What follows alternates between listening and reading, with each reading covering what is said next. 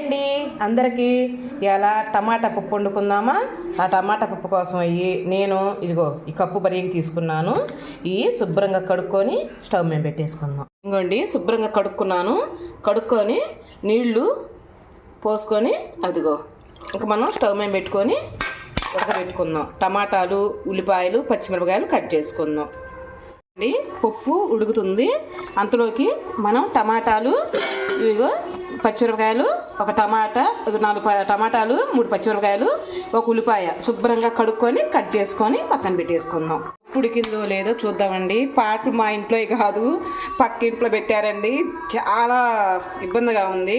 ఇదిగోండి పప్పు అదిగో అలా ఉడికితే చాలు. ఇంక మనం దీంట్లోకి టమాటా ముక్కలు వేసేసుకుందాం.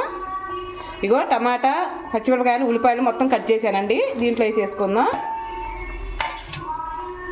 ఉప్పు అండి 1 స్పూను, కళ్ళు ఉప్పు వేస్తున్నాను నేను.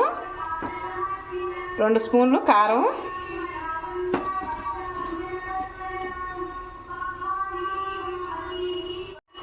కొంచెం పసుపు, చింతపండు కూడా వేసానండి టమాటా ముక్కలతో పాటు. అదొకసారి చూడండి.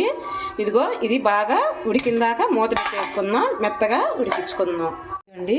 పప్పు మధ్యలో అలా తిప్పుకుంటుండండి, ఎందుకంటే అడుగంటుతుంది. ఆ కారం అంతా పక్కలమ్మటికి అలా ఒక లేయర్లా తయారవుతుంటుంది. శుభ్రంగా అది అనుకుంటూ పక్కకి వానకి వేసుకుంటుంటే శుభ్రంగా మనం వేసిన కారం, ఉప్పు, కారం అన్నీ సరిపోతాయి.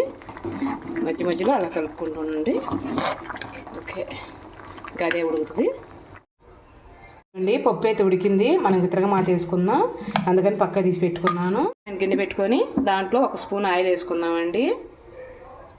చాలు.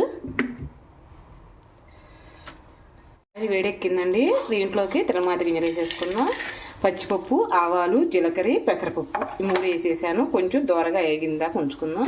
ఎండుమిరపకాయలు ఇంట్లో అయిపోయినాయండి, నేను చూసుకోలేదు. ఎండుమిరపకాయలు కూడా ఒక కాయంటే 2 సగాలు చేసి తుంపుకొని వేసుకోవచ్చు.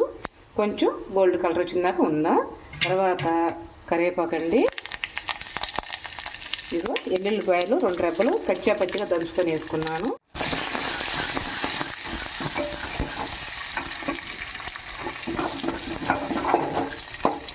ఓకేనండి, మగ్గినవి.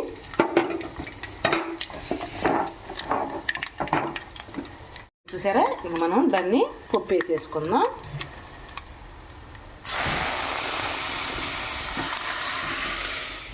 బాగా మగ్గనిచ్చుకుందామండి. తిరగమాత వేసాం కదా, బాగా మగ్గనిచ్చుకుంటే టమాటా పప్పు చాలా బాగుంటుంది. దీనికి కాంబినేషన్గా వడియాలు ఉంటాయండి, సూపర్గా ఉంటాయి. ఆ వడియాలు కూడా వేయించి రైస్తో పాటు వడ్డించుకొని తింటుంటే కమ్మగా వేడి అన్నంలో పప్పు వేసుకొని కొంచెం నెయ్యి వేసుకొని అప్పడం నంచుకొని తింటే ఉంటుంది, బాగుంటుందండి. ఏదైనా దేని రుచి దానికేను అది. ఓకేనండి, కొంచెం మగ్గనిద్దాము. టమాటా పప్పు మగ్గుతుంది చూసారా. ఇంకా మనకి చాలండి. ఇంకా మనం స్టవ్ ఆపుకుందాము. ఇంకా ఈ నీళ్ళు ఏందా అనుకుంటున్నారేమో, మనకి పప్పు ఆరే వరకే కొంచెం గట్టి పడుతుంది, సరిపోతుంది. మరి గట్టిగా వండారంటే మరి తినబోయేవరికి మరీ ముద్దలాగా ఉంటుంది, అస్సలు బాగోదు. ఒక్కసారి ఇలా ట్రై చేయండి, చాలా బాగుంటుంది. ఓకేనండి, మీకు గనక వీడియో నచ్చితే ఒక లైక్ చేసి ఒక కామెంట్ చేయరా. రేపు మంచి వీడియోతో మీ ముందరకు వచ్చేస్తా. అంతవరకు బాయ్ అండి.